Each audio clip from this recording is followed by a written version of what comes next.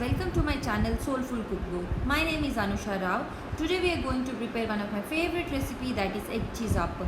Let's begin with our recipe. For this you need to take 3 to 4 eggs, 1 medium size chopped tomato into it, add 2 medium size finely chopped onion into it, then take 1 tablespoon salt, 3/4 tablespoon haldi powder, that is turmeric powder, and then add 3/4 tablespoon of red chilli powder, and then add finely chopped coriander leaves into it. Now add 2 tablespoon butter. I have taken garlic butter, and whisk it very well.